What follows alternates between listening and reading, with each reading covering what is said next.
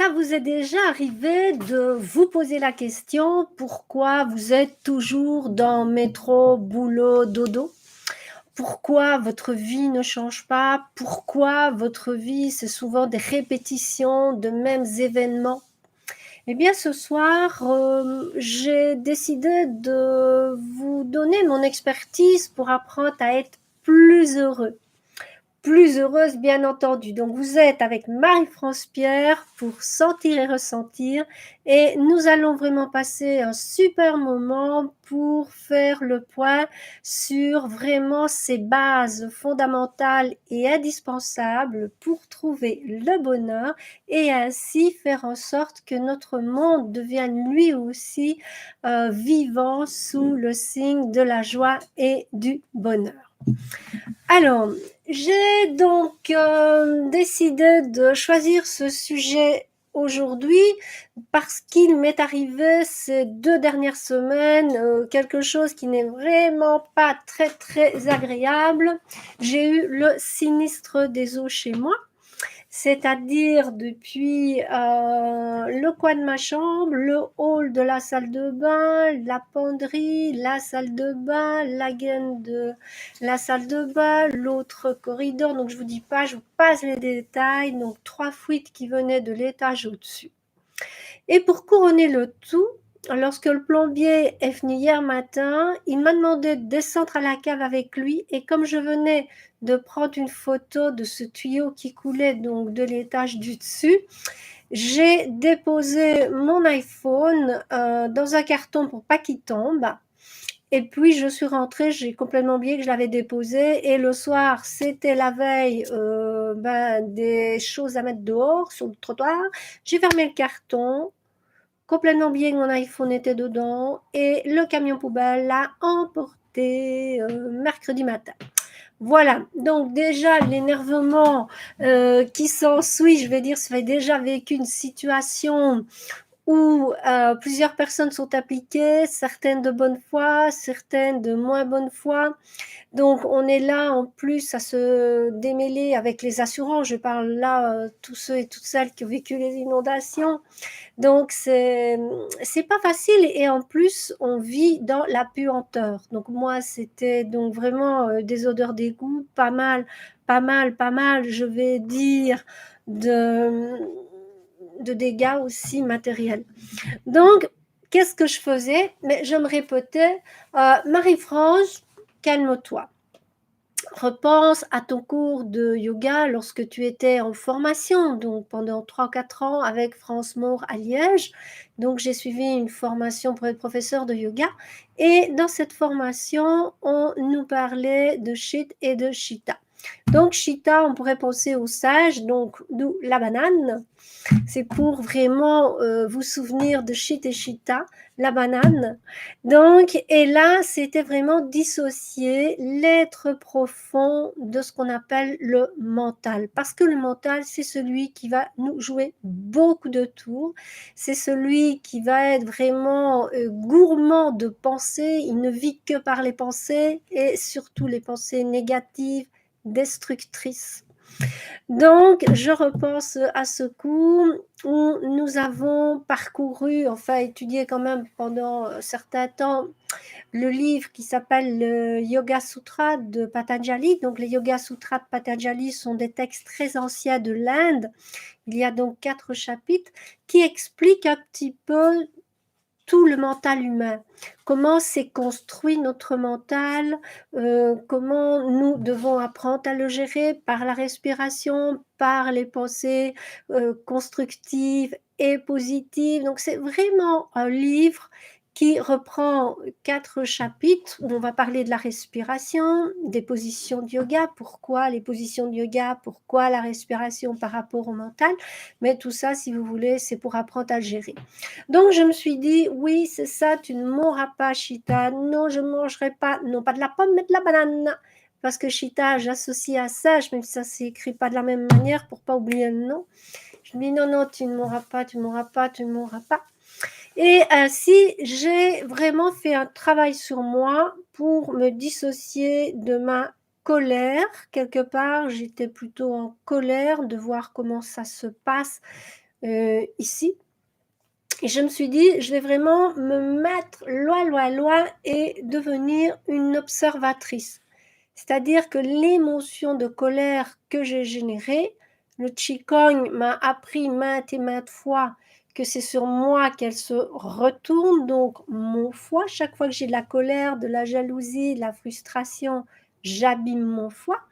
Donc, j'avais vraiment pas envie de me dire maintenant, je vais abîmer mon corps parce que je suis dans un état émotionnel qui pourrait entraîner justement tout ça. Je me suis dit non, je rentre pas dans les émotions. Je vais vraiment cadrer mon mental de manière à être totalement dans la raison pour prendre les bonnes dispositions. Donc voilà, à toutes ceux et à toutes celles qui sont dans des situations qui vont générer en fait des pensées négatives, soit contre vous, soit contre les autres. Moi, par exemple, quand mon GSM est parti dans la poubelle, je m'en suis aperçue au moment où je voulais télécharger les photos des dégâts pour faire le dossier assurance. Je me suis dit, mais en fait, comme t'es bias à Liège, on dit comme t'es bias. Donc, un petit peu embêtant, donc je m'insulte.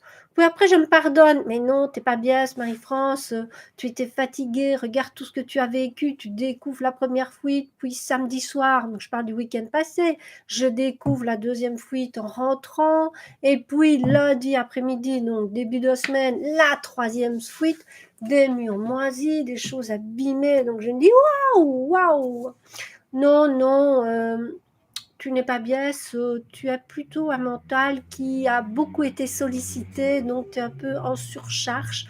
Donc, souffle, respire, et comme ça, pose-toi, et personne n'est coupable. C'est arrivé parce que ça devait arriver, et voilà, je m'organise autrement pour, je vais dire, pallier au plus urgent. Donc, si je n'étais pas rentrée dans une réflexion posée, j'aurais alimenté vraiment mon mental de pensées très, très négatives.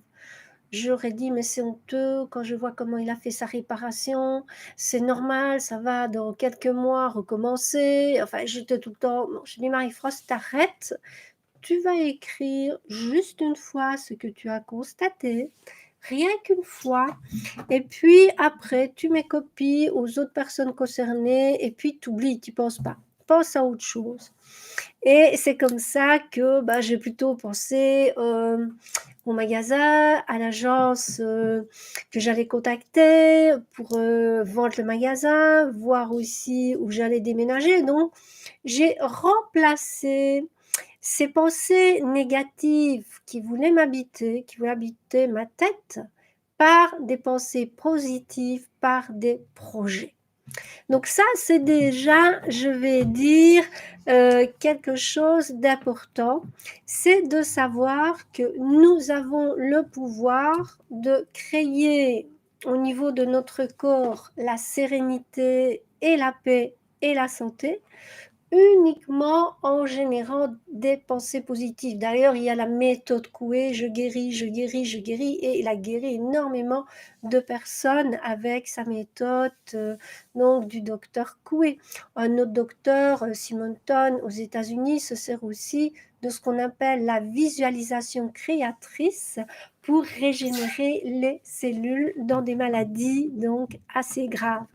Donc, votre boîte ici crânienne, celle qu'on pourrait penser à la banane, à Chita, mais quelque part, ça peut être votre plus grand ami pour créer des choses positives, merveilleuses, mais c'est malheureusement aussi votre plus grand ennemi, car le mental, dans les cultures dans lesquelles nous vivons actuellement, adore se nourrir des pensées négatives et destructrices.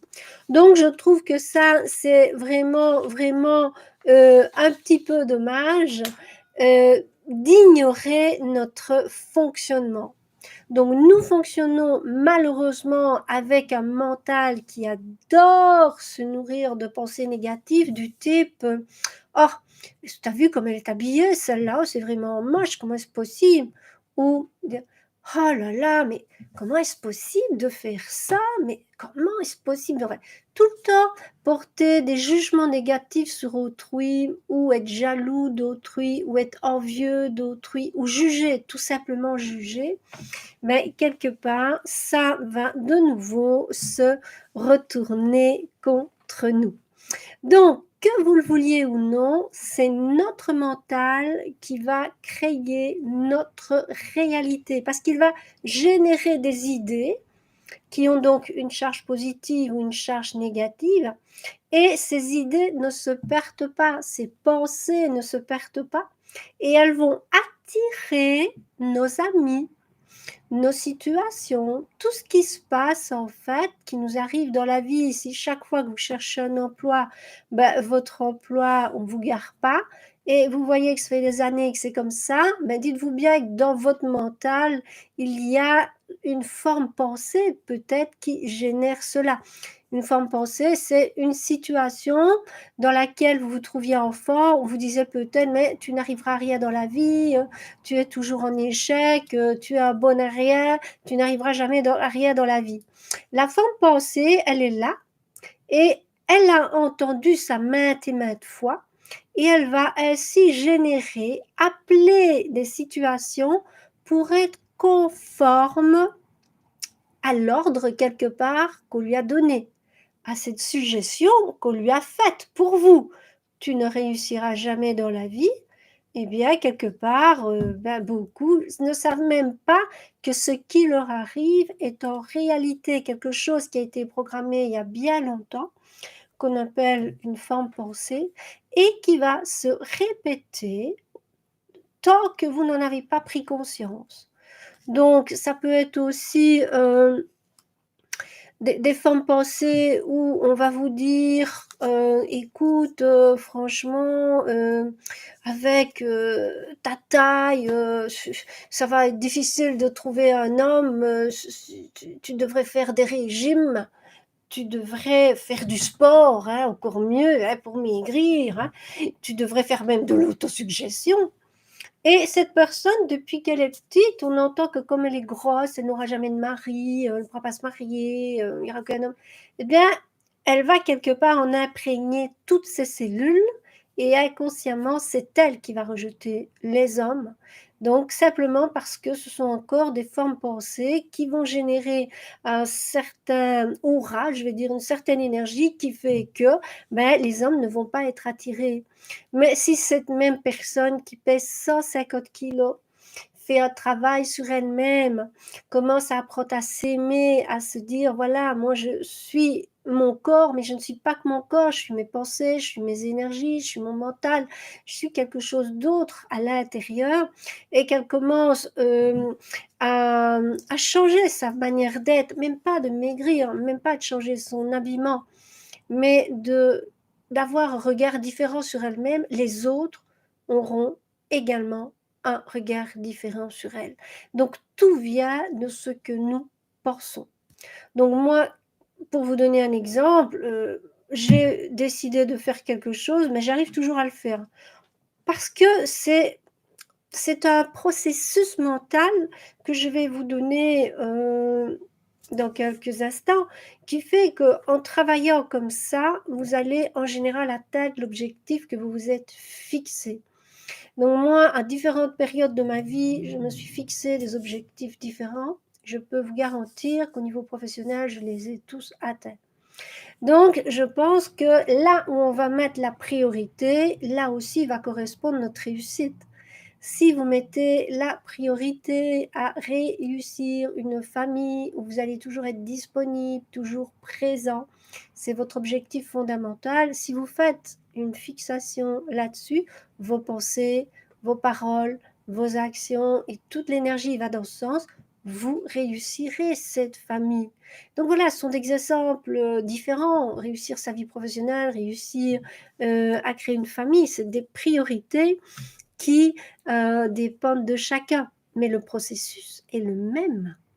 Donc, le mental, donc, il est caractérisé par vouloir imiter, Donc, il va aussi être toujours en mouvement. C'est un flux incessant. C'est comme si le mental, il est toujours sur on. Toujours, toujours, toujours, toujours, toujours sur on. Et la seule moyen d'éteindre le mental, c'est faire le vide, c'est faire le silence, c'est faire la méditation. Donc, si on arrive à appuyer sur off, le mental, eh bien, il va se calmer. Il ne va plus se mettre à penser, penser, penser, penser. C'est comme un carrousel. Le carrousel, il tourne, il tourne, il n'arrête pas. Mais vos pensées, c'est pareil. C'est un mouvement incessant. Donc, la première étape, c'est déjà prendre conscience que vous pouvez choisir d'être dirigé par votre mental ou de reprendre votre propre pouvoir et de diriger votre mental. C'est plus lui qui vous dirige, mais c'est vous qui le dirigez. On donne souvent au yoga l'histoire du cheval, du cocher, du carrosse et de celui qui est à l'intérieur. Donc, normalement, c'est le cocher qui va donner la direction, je vais dire, aux chevaux. Ce ne sont pas les chevaux qui vont vous mener n'importe où. Donc, si quelque part vous laissez les chevaux vous mener n'importe où, ne vous étonnez pas de ne pas trouver le bonheur dans cette vie. Ne vous étonnez pas de trouver un emploi qui est en relation avec vos désirs, ce que vous voulez faire dans la vie. C'est ça, bien différencier, je vais dire. En Inde, on parle du sage. C'est pour ça que je parlais de Chita et que j'avais fait la relation avec la banane. On dit quelqu'un qui ne maîtrise pas son mental, c'est comme le sage. Il fait des mouvements inutiles, il bouge tout le temps, tout le temps, tout le temps. Et il crée ainsi, je vais dire, beaucoup d'imitations. Il s'assied, il voit quelqu'un qui s'assied, il s'assied. Donc, le mental, il aime imiter, il aime tout le temps, tout le temps, tout le temps, tout le temps jouer. Et il n'est jamais satisfait. Vous voyez d'ailleurs sur une journée le nombre de pensées qui s'enchaînent. Combien de fois restez-vous dans des moments où votre mental est totalement vide? Comptez, ça c'est un petit exercice, comptez, c'est très très peu.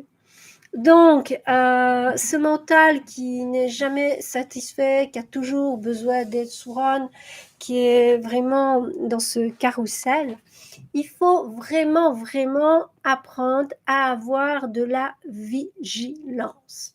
Moi, c'est le mot que j'utilise depuis toujours. Donc, quand j'ai des pensées négatives qui me viennent, parce que je suis comme vous, je ne suis pas différente de vous, eh bien quand j'ai des pensées négatives qui me viennent, comme je l'ai dit au début, je vais les remplacer par des pensées positives. Donc, si à un moment la pensée négative arrête, je fais même le geste comme ça, moi.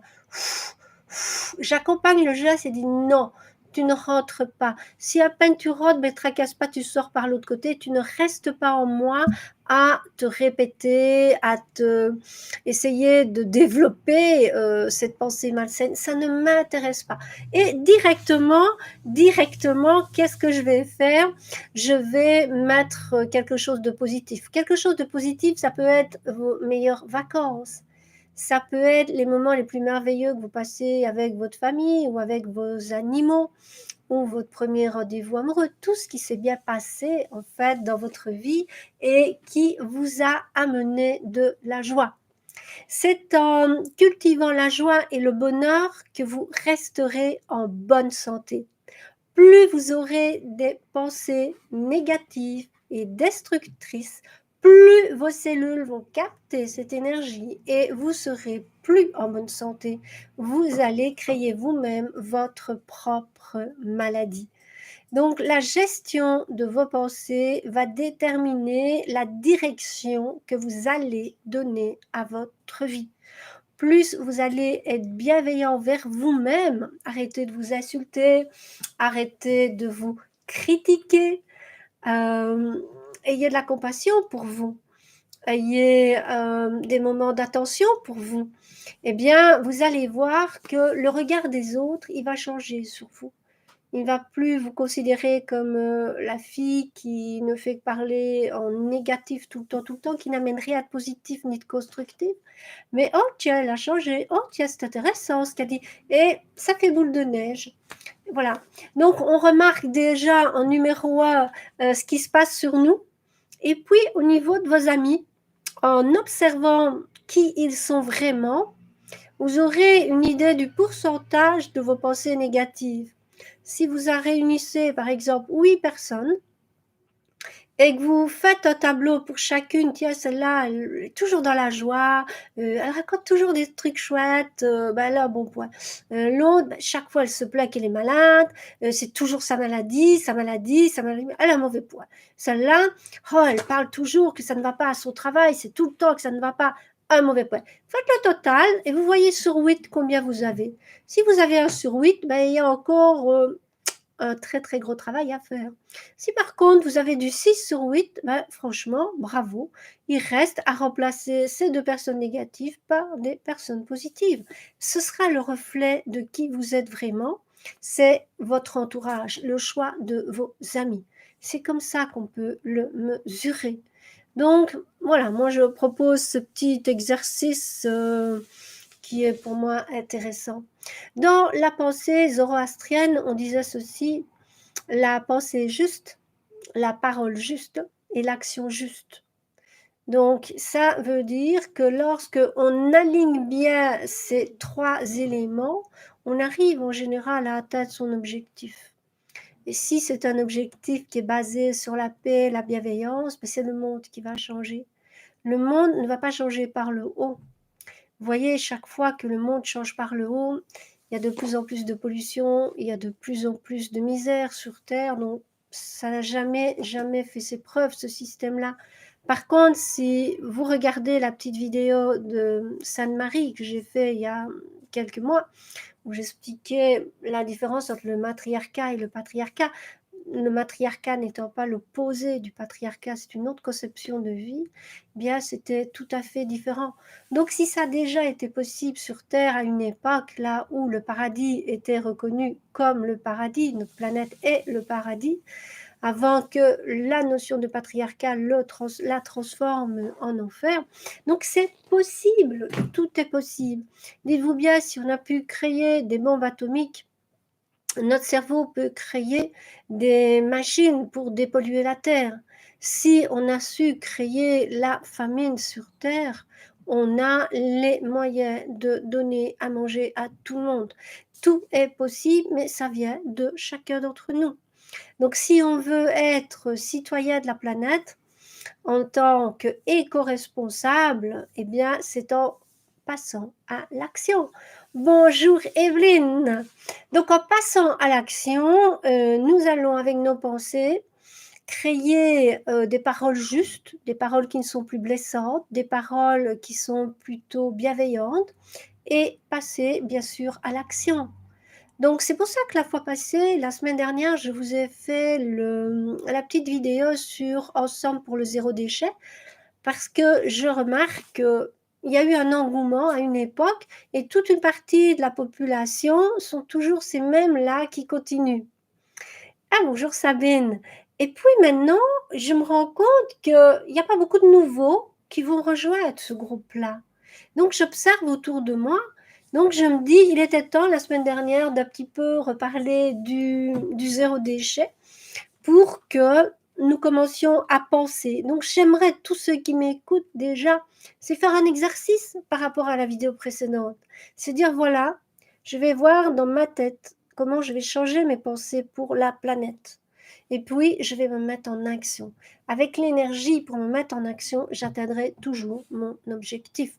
Donc déjà, décidez ce que vous pourriez faire pour commencer à travailler votre mental pour qu'il soit constructif, non seulement pour vous-même, mais pour les autres. Donc, on parlait aussi à un moment donné d'une phrase, demandez, vous recevrez. Connais-toi toi-même, tu connaîtras l'univers et ses dieux. Donc, tout part de nous. Donc, quand on dit demandez, vous recevrez, ce serait simple, je demande directement à ma maison, dans la forêt, demander. Non, je vais demander, mais je vais penser, je vais faire des répétitions.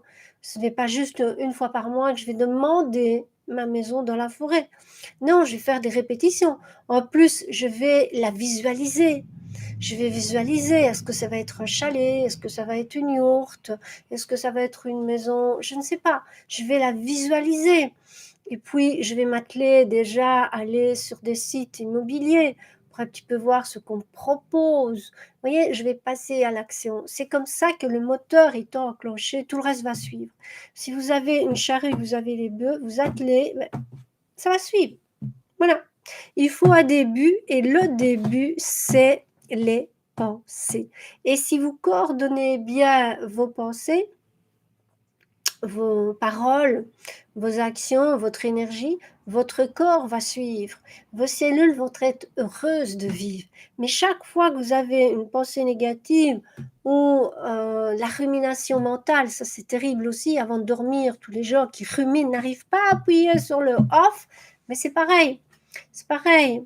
Donc, je pense que si vraiment vous voulez être heureux, il faut en numéro un prendre conscience que votre mental, vous devez vous dissocier. Vous devez vraiment vous en dissocier. Donc, si vous vous associez à votre mental, vous devenez émotion. Donc, vous êtes dans la colère, vous êtes dans la tristesse. Et le problème, c'est qu'après, ce sont tous vos organes internes qui vont payer la facture. Tandis que si vous arrivez à vous dissocier et que la partie la plus pure de vous va pouvoir dire au mental, tu te tais, tu n'agiras qu'en lorsque j'aurai besoin de toi pour créer des choses, des pensées positives, mais ça ira. Mais si vous laissez le mental tout le temps émettre des jugements, des pensées négatives, mais là, vous n'allez plus savoir bouger. Hein. Vous allez être vous-même prisonnière de vos pensées négatives et destructrices et vous amener à la maladie. Donc, comme on veut tous, j'espère que tous ceux et toutes celles qui m'écoutent veulent quelque part retrouver la paix, à l'intérieur, le bonheur, la bienveillance, déjà de nous à nous, pour après pouvoir le partager. Si on n'a rien à partager, ben, c'est pas possible de partager. Donc on peut, si on est souriant, eh bien on peut partager son sourire. Si on a beaucoup de gâteaux, ben, on peut partager ses gâteaux. Mais si on n'a ni sourire ni gâteau, ben, on n'a rien à partager. Donc voilà. Donc commencez déjà par les choses simples, les petites choses que vous allez trouver. Un petit exemple le matin. Moi, le matin, j'essaye de me dire, voilà, aujourd'hui, je vais essayer, je mets le mot essayer parce que je ne suis pas parfaite. Hein. Non, d'ailleurs, je ne dois pas dire je vais essayer. Donc aujourd'hui, j'arrive à éviter au maximum les pensées négatives et les jugements. Et chaque fois que je vais vouloir émettre un jugement, je vais m'arrêter. Je vais dire, Marie-France, tu es en train de faire le petit juge. Stop, stop. Tu ne connais pas l'histoire de cette personne, le karma de cette personne. Donc stop, stop. Parce que depuis qu'on est petit, on est jugé par des points, des bons points, des mauvais points, des bonnes notes, des mauvaises notes. Voilà, donc stop, stop. Donc c'est à vous à avoir un impact en étant vigilant sur vos pensées. Et le soir, je m'endors toujours dans la gratitude. Parce que j'ai mon petit chat à côté de moi, j'ai dit au revoir, un gros bonsoir à mes petits chats. Et je remercie de me procurer, je remercie la vie de me procurer vraiment tous les soirs cette chance d'être en bonne santé, d'avoir pu manger, d'être à l'abri, d'avoir du chauffage et surtout d'avoir des animaux aimants autour de moi. Et je suis dans un tel sentiment de gratitude, que je m'endors très vite d'ailleurs, et je suis vraiment heureuse. Je sens ce que c'est un petit peu le mot extase qui est simplement une plénitude du cœur. Donc voilà, moi je vous invite vraiment déjà, peut-être le matin en vous levant, en vous mettant vraiment un objectif, c'est d'être au maximum le plus possible dans nos pensées positives, d'éviter le jugement et de partager, je vais dire, ça comme ça, pour pouvoir être heureux, quoi. Être heureux, c'est pas plus compliqué que ça. Donc, chaque fois que vous avez envie de médire ou d'être dans le jugement, vous pensez à Chita. Chita, Peut-être après, je vous ferai une petite vidéo sur Chit et Chita, mais aujourd'hui, on parle de Chita. Donc, on pense au sage quand c'était dans la jungle, je crois, Tarzan et Chita. Donc, le sage, c'est le mental, c'est celui qui bouge inutilement, c'est celui qui imite, celui dont le flux est incessant. Pensez à Chita, pensez à la banane. Et comme ça, vous vous souviendrez, je vais dire que pour être heureux, euh, ouais, il faut simplement avoir des pensées positives et se dire si demain je dois mourir, est-ce que j'ai envie de mourir dans la peur? Est-ce que j'ai envie de mourir dans la terreur? Est-ce que j'ai envie de mourir dans la tristesse? Non. Si demain je dois mourir, eh bien que je meurs dans l'énergie que j'ai créée autour de moi, la paix et le bonheur. Donc rien qu'à penser à ça, je veux dire que chaque fois que vous aurez une pensée négative, vous la chassez, vous êtes vigilant, vous pensez à Chita, vous pensez à la remplacer par du positif et vous n'aurez que du bonus. Mais vraiment, bonjour Teresa, vous n'aurez vraiment que du bonus pour toutes vos cellules. Croyez-moi, expérimentez-le parce que moi j'ai chassé une horrible forme pensée que j'avais depuis 11 ans, donc l'âge de 11 ans, et c'est vraiment à l'âge de 54 ans que j'ai pu la changer. Ça faisait 43 ans que j'étais dans cette immense tristesse. Et puis, je me suis dit non, je me suis dissociée de l'événement, mais vraiment dissociée, c'est vraiment un geste de dissociation. Et j'ai remplacé ça directement, je vais dire, par des moments heureux de ma vie. Et croyez-moi, cette horrible forme pensée a totalement disparu. Donc, si moi je peux y arriver, croyez-moi, vous pouvez vous aussi y arriver. En tout cas, c'est ce que je vous souhaite. Ben voilà, c'était Marie-France Pierre pour Sentir et Ressentir. Je suis très heureuse et je vous remercie d'avoir partagé ces quelques instants avec moi pour apprendre cette gestion de nos pensées, pour construire un avenir meilleur pour nous, notre famille, tous les gens, les animaux, les plantes de la planète, de l'univers, semons le bonheur. Nous avons là la chose la plus puissante qui existe, c'est la possibilité de créer tout ce que nous voulons. Donc, il est temps de se servir de ce potentiel inexploité en commençant par gérer nos pensées. Je vous remercie vraiment. Je vous fais un gros bisou et je vous dis à Doum Doum. À tout bientôt.